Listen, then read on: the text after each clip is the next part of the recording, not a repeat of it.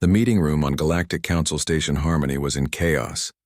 Alien delegates from 50 different worlds were shouting, clicking, and making various angry sounds at the humans sitting calmly at the center table. Ambassador Kim Tae-ho looked tired but patient as he watched the display. The Velthari speaker, a tall bird-like creature with bright blue feathers, stood up and spread her wings wide. "This madness must stop," she screeched. "Your latest ship is 15 kilometers long, 15. Our entire battle fleet could fit inside your cargo holds." Kim Tae-ho adjusted his glasses and looked at the holographic display floating above the table. The image showed the UES Leviathan, humanity's newest deep space vessel. It was indeed massive, bristling with what looked like weapons and covered in thick armor plating. "The Leviathan is a research and exploration vessel," Kim Tae-ho said quietly. His voice carried easily in the sudden silence. "She carries laboratories, hospitals, manufacturing facilities, and housing for 12,000 crew members and their families." A crystalline being that looked like a walking diamond spoke next. Its voice sounded like wind chimes in a storm. "Research vessel? That thing has enough weapons to destroy our entire homeworld." Park So-jin, the human military attaché sitting beside Kim Tae-ho, leaned forward. She was a small woman with short black hair and serious eyes. "Those are defensive systems. Standard equipment for any vessel operating in unknown space." The alien delegates erupted again. A slug-like creature that had to be translated through a computer said something that made other aliens nod in agreement. The translation came through the speakers. "The Gorthak delegation wishes to point out that human defensive systems destroyed an entire asteroid field during your last training exercise." Kim Tae-ho sighed. "That was a navigation hazard. We cleared it to make the shipping lanes safer.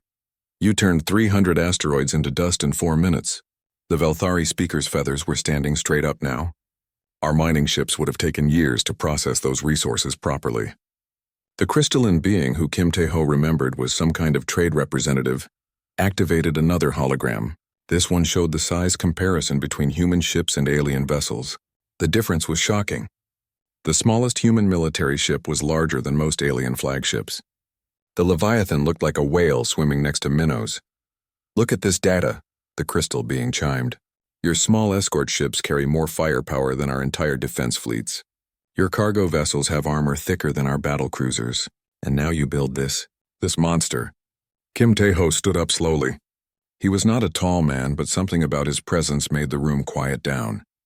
"I understand your concerns, but I think there might be some misunderstanding about human ship design philosophy."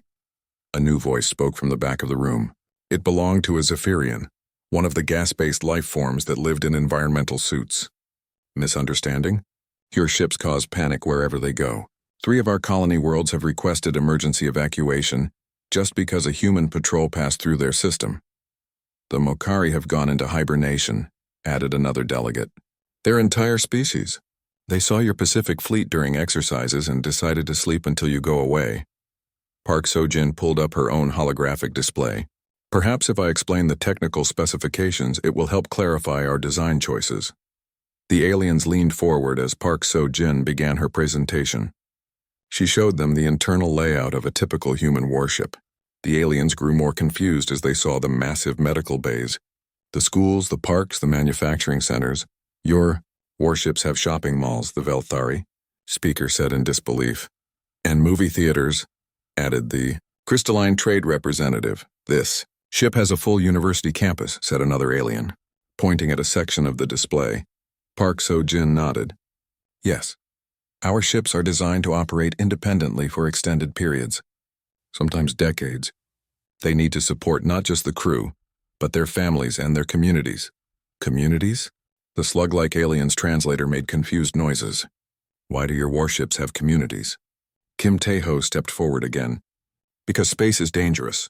We learned long ago that if you're going to travel between the stars, you need to be prepared for anything. Our ships are not just weapons. They are cities that can travel through space." The room was quiet for a moment. Then the Velthari speaker spoke again, her voice much calmer now. "But why so large? Why so heavily armed? We have been traveling space for thousands of years with ships a fraction of this size. How long do your people usually spend in space?" Kim Tae-ho asked. "Our longest missions are 6 months," came the reply. Ours can last 20 years or more, Park Seo-jin said, and we always assume we might encounter something hostile. The crystalline being made a sound like breaking glass. Hostile? But space is mostly empty. Pirates are rare. Wars between species almost never happen. Kim Tae-ho smiled sadly. You have been fortunate. Humans have a saying. Hope for the best, but prepare for the worst. Our ships reflect that philosophy. The Velthari speaker's feathers settled down, but her voice was still firm. Your philosophy is causing panic across the galaxy. Trade routes are being abandoned. Colonies are requesting protection from ships that are supposed to protect them. The council chamber's main screen lit up with an official document.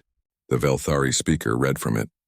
By unanimous vote of the Galactic Council, humanity is hereby given 30 standard days to provide satisfactory explanation for their continued construction of oversized military vessels. Failure to do so will result in economic sanctions and possible military intervention by the combined alien defense fleet. Kim Tae-ho looked around the room at all the alien faces staring at him. Some looked angry, others worried, a few seemed curious. He nodded slowly. 30 days, he said. We will provide your explanation. As the meeting broke up and aliens began filing out, Park Seo-jin leaned over to Kim Tae-ho. How are we going to explain something they fundamentally cannot understand? Kim Tae-ho watched the last of the alien delegates leave the chamber. Through the large windows, he could see human ships in the distance, massive and powerful. To him, they looked like protection. To the aliens, they looked like threats. We tell them the truth, he said finally. We tell them about our history. We tell them why we build big ships. And we hope they understand before it becomes too late. Too late for what? Park Seo-jin asked. Kim Tae-ho didn't answer immediately. He was thinking about the reports from deep space, the strange signals that had been detected at the edge of known space, signals that suggested something big was moving in their direction. Too late for all of us, he said quietly. Lee Dong-woo stood in the archives of Luna Naval Academy, surrounded by thousands of years of human naval history. The documentary filmmaker had been given an impossible task: explain to aliens why humans built such massive ships. The answer, he was beginning to realize, lay buried in humanity's long relationship with the sea. Start with the turtle ships, said Admiral Choi Yu-jin, walking up behind him. The old woman moved quietly despite her age, a habit from decades of walking ship corridors. That's where it really began. Lee Dong-woo activated the holographic display. Images of ancient Korean warships appeared in the air between them. The turtle ships looked small and primitive compared to modern vessels. But they had something in common with today's human fleet. They were built like floating fortresses. Admiral Yi Sun-sin built these in the 1590s, Choi Yu-jin explained. They were not the fastest ships on the water. They were not the prettiest. But they could take incredible punishment and keep fighting. The Japanese called them demons because they seemed impossible to sink. A young cadet named Han Ji-woo joined them, carrying a stack of ancient books. She was part of the research team helping with the documentary. I found the records you wanted, Admiral. The old Earth Naval Archives. The hologram shifted to show sailing ships from humanity's age of exploration. Massive wooden vessels with dozens of cannons lined up along their sides. Lee Dong-woo filmed as Admiral Choi Yu-jin walked around the display, pointing out details. See these ships of the line? She said. Hundreds of men lived on these vessels for months at a time. They carried everything needed to survive long ocean voyages. Food, water, medical supplies, repair materials. They were not just warships. They were floating cities. Han Ji-woo was reading from one of the old books. It says here that HMS Victory carried 850 men and could fight for hours without resupply. The sailors lived, ate, slept, and fought all on the same ship. Lee Dong-woo nodded, understanding beginning to form. So even then, humans were building ships to be self-sufficient for long periods. Exactly, Admiral Choi Yu-jin said. Space is just another ocean to us. A bigger, more dangerous ocean. The hologram changed again, showing the great battleships of the 20th century. These metal giants dwarfed the wooden ships that came before them. Thick armor plating covered every surface. Massive guns pointed in all directions. The USS Iowa was our ancestors' idea of sea control, the Admiral continued. She could hit targets from 24 kilometers away. Her armor could stop shells that would destroy smaller ships. But look here. She pointed to sections of the ship. Medical bay, machine shops, kitchens that could feed 3,000 men, libraries, even a small chapel. Han Ji-woo was excited now. They built communities on these ships too. Every human warship has been a community, Admiral Choi Yu-jin agreed. We learned early that if you're going to fight far from home, you need to bring home with you. Lee Dongwoo filmed as they moved to the space-age displays. The first-generation ships appeared in the hologram, massive vessels designed to carry entire populations between stars. These ships were kilometers long, spinning slowly to create artificial gravity. The generation ships were the direct ancestors of our modern fleet, Admiral Choi Yu-jin explained. They had to carry everything needed to start new civilizations. Farms, factories, schools, hospitals. Some of these ships traveled for 100 years before reaching their destinations. The hologram showed the interior of one such ship. It looked like a city built inside a metal tube. Parks with real trees, lakes with fish, neighborhoods where families lived normal lives while traveling between stars. My great-grandmother was born on the New Horizon, Han Ji-woo said quietly. She lived her entire childhood in space, traveling to the Tau Ceti system. She always said the ship felt more like home than the planet they eventually colonized. Lee Dongwoo was beginning to see the pattern. So when humans finally met alien species, we already had centuries of experience building self-sufficient ships. Millennia, Admiral Choi Yu-jin corrected. And we had learned hard lessons about what happens when you're not prepared. The display shifted to show records from the early colonial period. Ships that had been destroyed by asteroid storms. Colonies that had been wiped out by space pirates. Exploration vessels that had simply vanished into the unknown. The Magellan disappeared in 2156, Admiral Choi Yu-jin said, pointing to one record. 300 colonists gone without a trace. The Wellington was destroyed by pirates in 2203. The Zhenghu was lost in a solar storm in 2234. We learned that space does not forgive mistakes. Han Ji-woo pulled up another file. Look at this. The Kepler colony massacre in 2267. Pirates attacked with fast ships, hit-and-run tactics. The colony's defense ships were too small to chase them away. 2,000 people died. That's when we started building bigger, Admiral Choi Yu-jin said. Not to conquer, not to threaten, to protect, to survive. Lee Dongwoo watched as the hologram showed the evolution of human ship design over the centuries. Each generation was larger than the last. Each carried more armor, more weapons, more supplies, but also more schools, more hospitals, more homes. The aliens think we build warships, he said slowly, but we're really building arcs. Arcs that can fight, Admiral Choi Yu-jin agreed, because sometimes fighting is the only way to protect the people inside. Han Ji-woo was looking through more records. Admiral, I found something interesting. The first contact protocols from 2301. It says here that human ships were specifically designed to be intimidating to potential hostile aliens. Intimidating? Lee Dongwoo asked. Admiral Choi Yu-jin smiled grimly. We learned from our own history. When European explorers met native peoples with smaller, weaker ships, what usually happened? Lee Dongwoo understood. The natives were conquered or destroyed.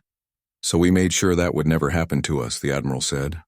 Our ships had to be so large, so powerful, that no one would ever think of humans as easy prey. The hologram now showed modern human ships alongside alien vessels. The size difference was striking. Human ships looked like whales swimming next to schools of fish.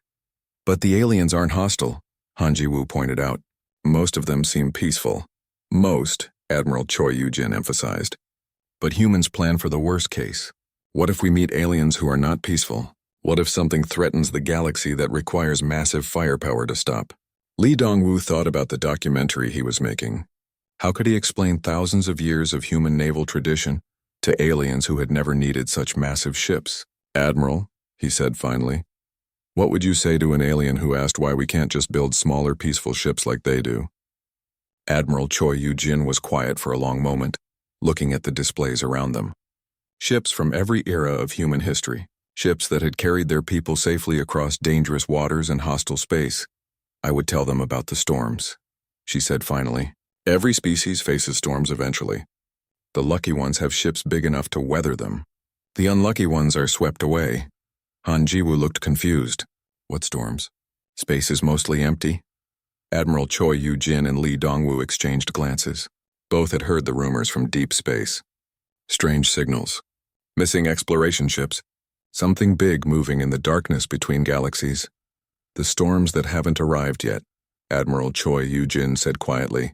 But when they do come, everyone will be glad that humans build big ships. Yoon Seok-jin had visited many alien worlds in his career as a cultural exchange officer, but each species continued to surprise him.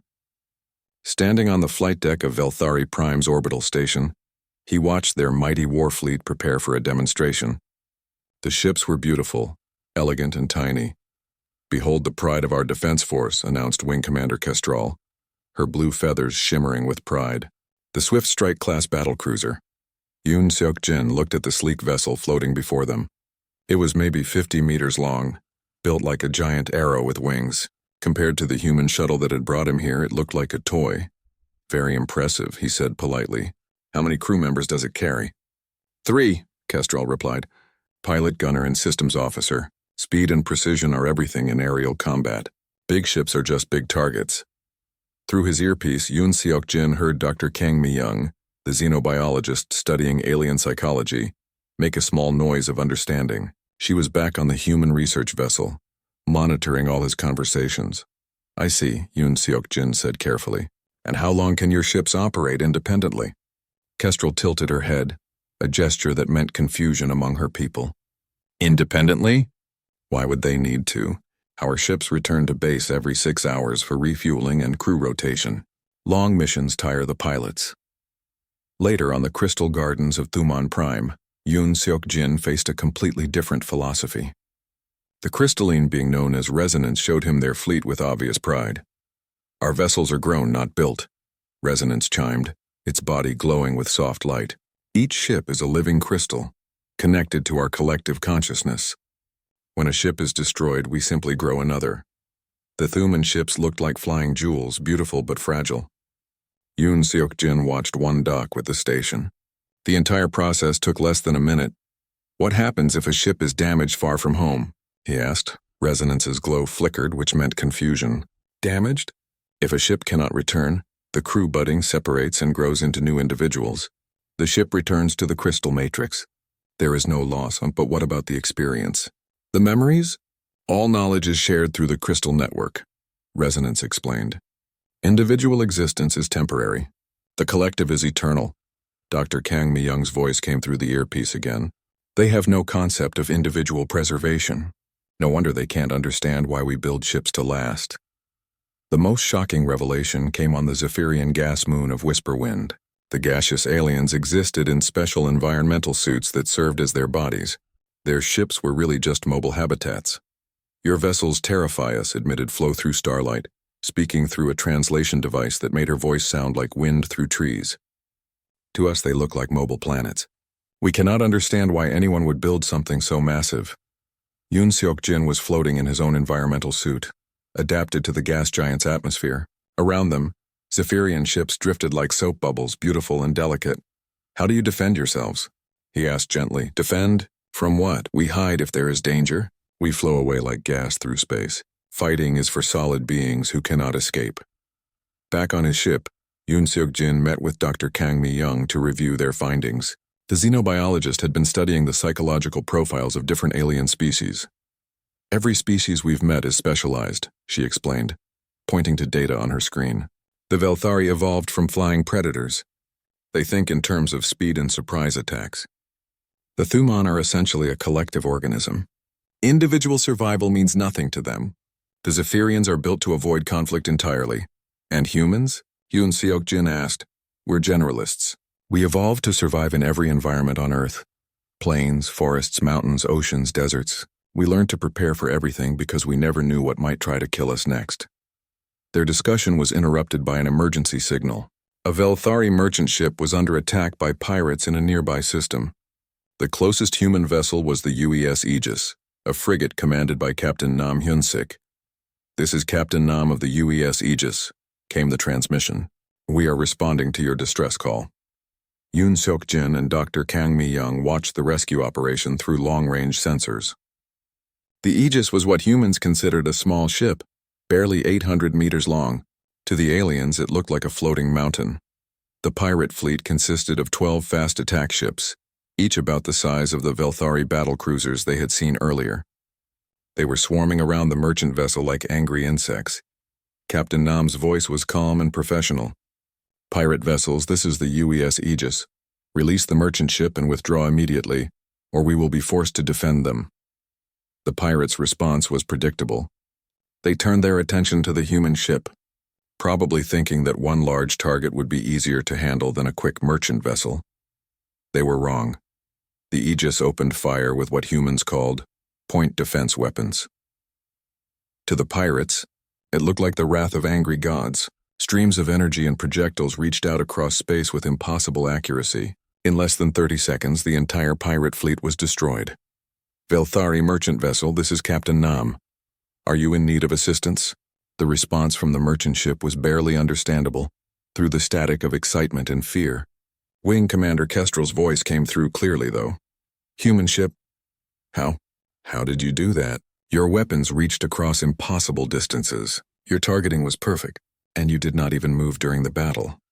Captain Nam sounded confused. "Standard engagement protocols. We maintained position to protect the merchant vessel while eliminating the threat. Do you require medical assistance or repairs?" You have medical facilities? On a warship?" "Of course. Full hospital, manufacturing bays, and supply depot. We can handle most emergencies." There was a long pause. Then Kestrel's voice, very small. "Your small ship carries more capability than our entire home fleet." Dr. Kang Mi-young was taking notes frantically. "Do you see what's happening?" She asked Yoon Seok-jin. "To them, we just performed a miracle. One human ship did what their entire military could not do." The rescue operation continued for several hours. The Aegis not only destroyed the pirates but also repaired the merchant ship, provided medical care for injured crew members, restocked their supplies, and gave them an escort to their destination. "This is why they're afraid of us," Yoon Seok-jin realized. "They see ships that can do anything, go anywhere, fight anyone. To them we must look like gods. Dangerous gods," Dr. Kang Mi-young added. "Remember, most of these species have never seen warfare on the scale humans are prepared for. Their biggest conflict might involve a dozen small ships. We casually carry enough firepower to destroy solar systems." A new transmission came in from Captain Nam. "Cultural Exchange Officer Yoon, we're picking up some interesting sensor readings from deep space. You might want to relay this to command." The data appeared on their screens. Strange energy signatures, massive and moving fast. Whatever was generating them was still far away, but it was heading toward known space. "Captain Nam," Yoon Seok-jin said carefully, "how large would you estimate those contacts to be?" There was a pause. "Difficult to say at this range, sir. But if our readings are correct, they're big. Really big. Possibly larger than anything we've ever encountered." Dr. Kang Mi-young and Yoon Seok-jin looked at each other. Around them, alien space seemed peaceful and safe. Small ships carried small crews on small missions. No one was prepared for large threats. "We need to get this information back to Earth," Dr. Kang Mi-young said quietly. Yoon Seok-jin nodded. "And we need to hope that the aliens start understanding why humans build big ships before they find out what we built them to fight." In the distance, the Velthari merchant ship was limping toward safety, escorted by the massive bulk of the UES Aegis. The size difference between the two vessels told the whole story of why aliens feared human ships. But soon, Yoon Seok-jin thought, they might be very glad those ships existed. The Deep Space Monitoring Station at Kepler 442 had been quiet for months. Then the sensors started screaming. Lieutenant Lim Hee-jin stared at the readings on her screen, checking them 3 times before calling her captain. The numbers were impossible, but the instruments didn't lie. "Captain Song, you need to see this," she said into her communicator. Captain Song Jae-hyuk arrived at the sensor station within minutes, still pulling on his uniform jacket. The bridge of the UES Leviathan was busy with night shift officers, but everyone went quiet when they saw the captain's face. "Show me," Song said simply. Lim Hye-jin activated the main display. A 3-dimensional map of local space appeared, showing star systems, shipping routes, and known threats. But at the edge of the map, something new had appeared. Dozens of red contacts moving in perfect formation toward inhabited space. "They appeared 6 hours ago," Lim Hee-jin explained. Long-range sensors picked up massive energy signatures moving at incredible speed. "Captain, these contacts are huge." "How huge?" Song asked, though he already suspected the answer would be bad. The smallest ones are approximately 8,000 kilometers in diameter. The largest, she paused, double-checking her readings. The largest appears to be the size of Earth's moon. The bridge fell completely silent. Even the computer systems seemed to pause. Song studied the display for a long moment. Analysis? Unknown technology. Unknown species. They're heading directly for the populated systems of the Orion Arm. At their current speed, they'll reach the outer colonies in approximately 18 months. Song activated the ship's general communications. All senior officers to the briefing room. Priority Alpha. Within an hour, the command staff of the Leviathan was assembled.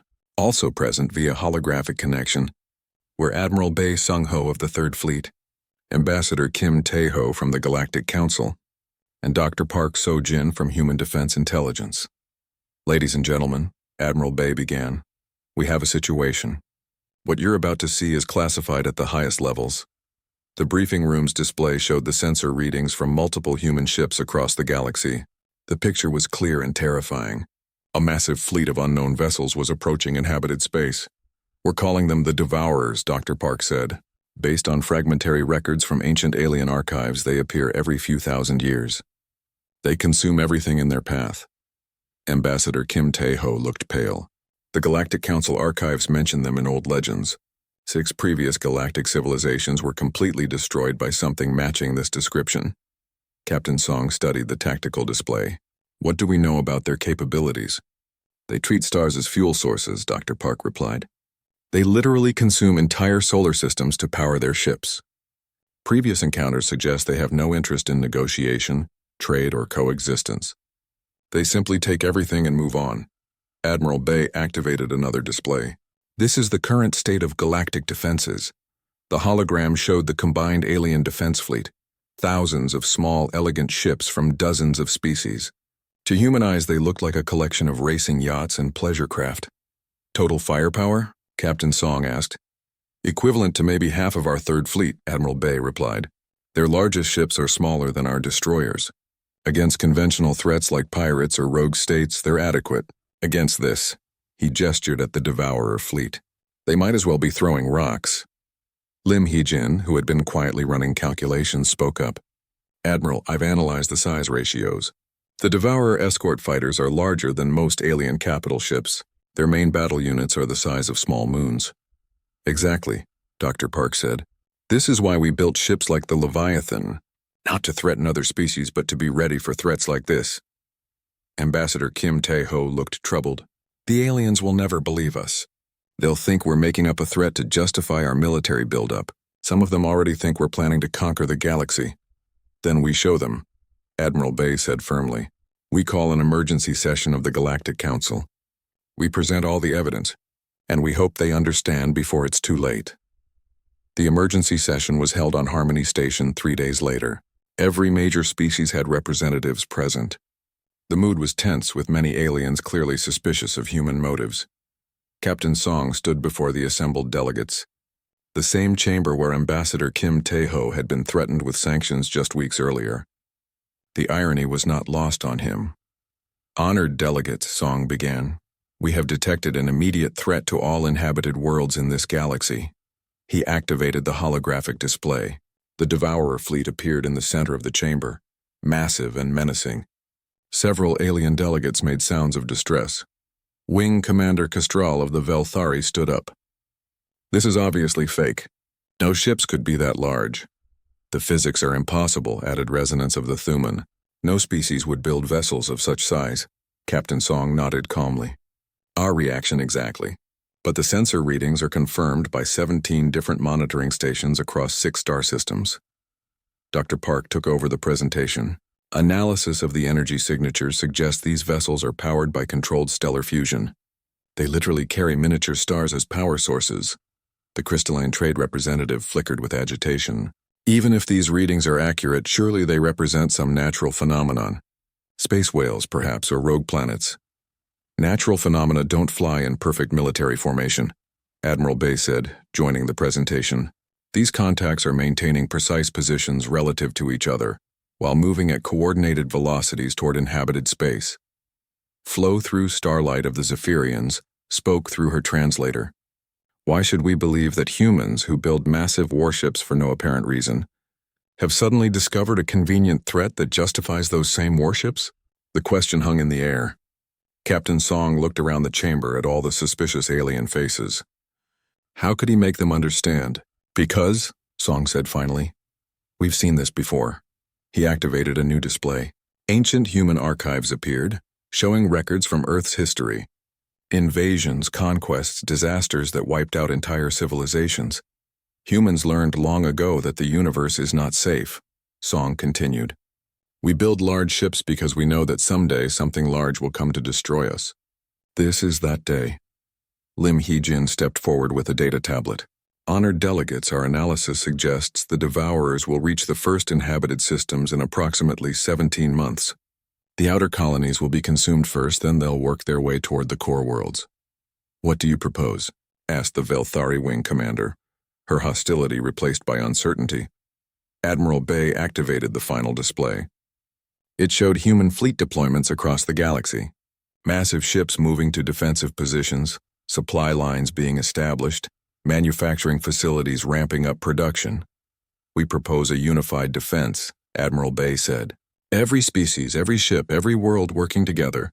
Human vessels will form the main battle line because, frankly, we're the only ones with ships large enough to engage the Devourers directly.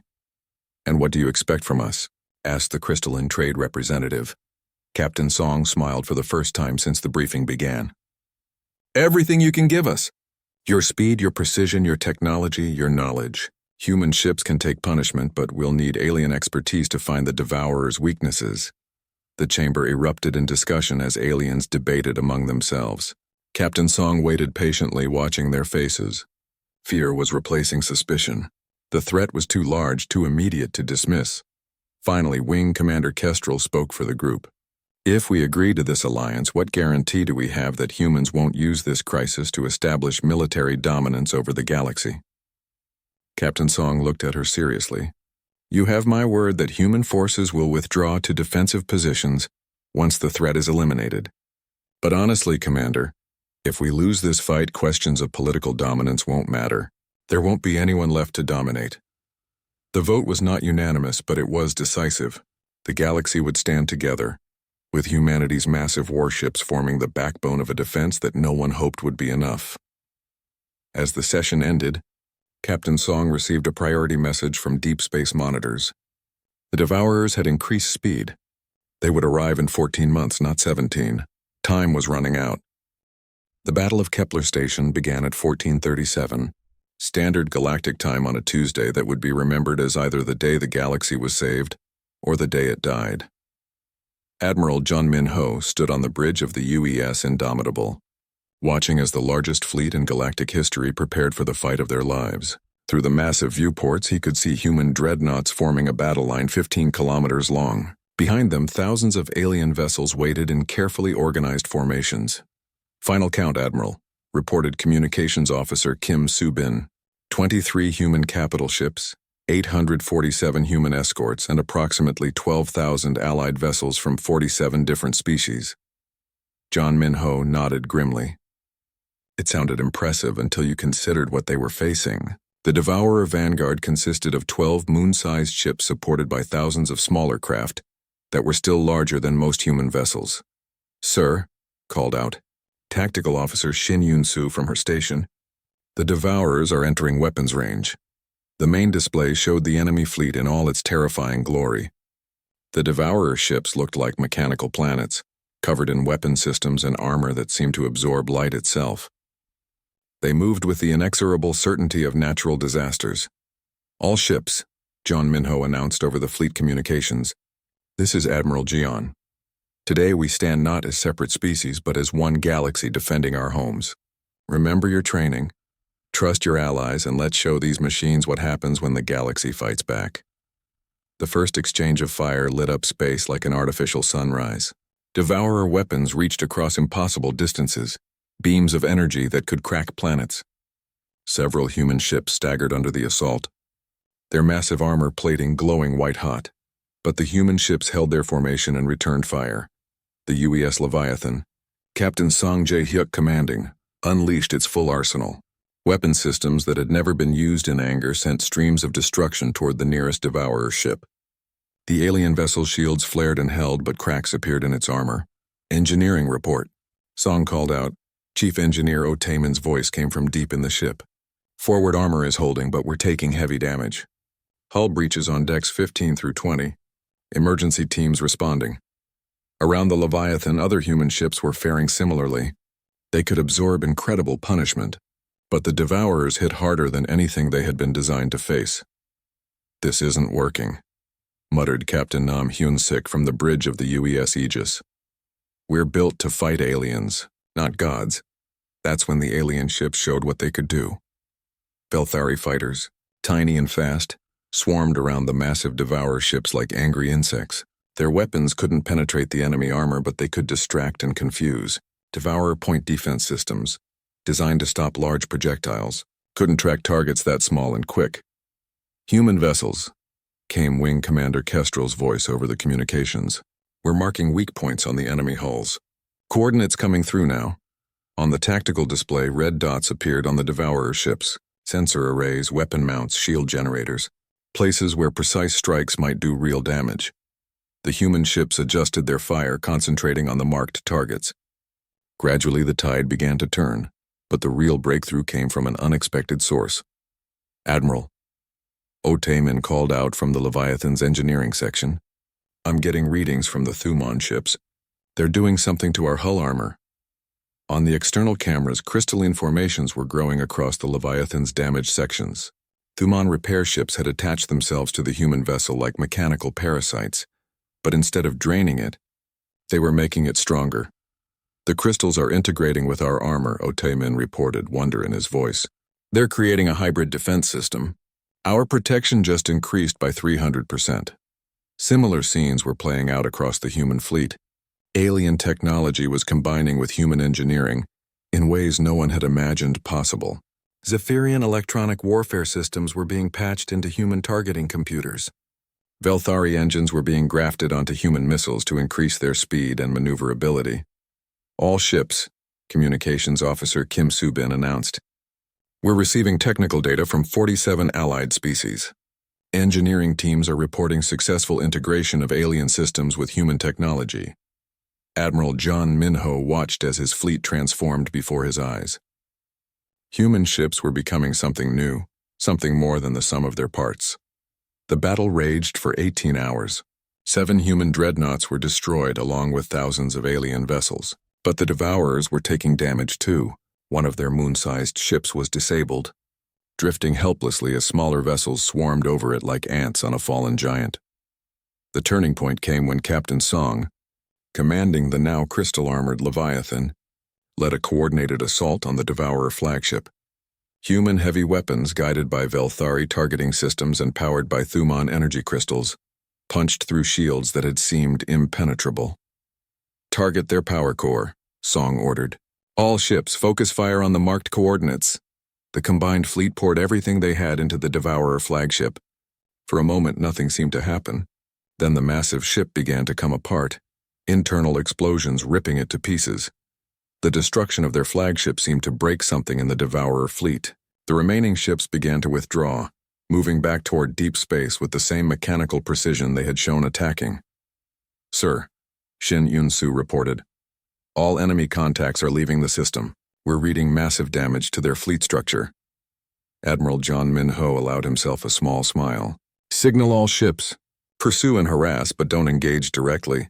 Let them run." The aftermath of the battle was chaos. Thousands of damaged ships, millions of casualties, entire sections of space filled with debris. But they had won. The galaxy had survived. In the quiet of the Leviathan's bridge, Captain Song received a transmission from Harmony Station. Ambassador Kim Tae-ho appeared on screen, looking tired but relieved. "Captain, I've just come from an emergency session of the Galactic Council. The vote was unanimous.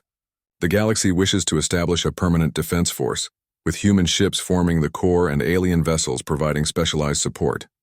Song nodded. "And the complaints about our ship sizes?" Kim Tae-ho smiled. "Funny thing about that. The Council has requested that we build larger ships. Apparently they've decided that when the monsters come, They want the biggest ships possible standing in their way. Later, as repair crews worked to fix the damage and engineers studied the alien technology that had been integrated into human ships, Admiral John Minho received a priority message from deep space monitors. "Sir," his communications officer reported, "we're detecting new contacts at the edge of sensor range. They appear to be even larger than the Devourers." John Minho looked out at his battered but victorious fleet. Human ships with alien upgrades, alien crews serving alongside human officers, technologies from dozens of species working together in ways their creators had never imagined. "Signal the fleet," he said calmly. "Begin preparations for the next threat, and contact Earth Command. Tell them we're going to need bigger ships." In the distance, work was already beginning on Kepler Station's new defensive platforms. The galaxy had learned its lesson. When the darkness came, someone needed to be ready with ships large enough to hold it back. And if those ships happened to be the size of small moons, well, that was just good planning. The age of human excessive military construction was over. The age of galactic excessive military construction had just begun. And somewhere in the depths of space, even larger threats were stirring, drawn by the energy signatures of the recent battle. But the galaxy was no longer defenseless. It had humanity's big ships, alien innovation, and most importantly, the knowledge that they could stand together against anything the universe threw at them. Admiral John Minho smiled as he watched the mixed crews working together on repairs. The aliens had asked humans to stop building massive warships. Instead, they had taught the entire galaxy to build them.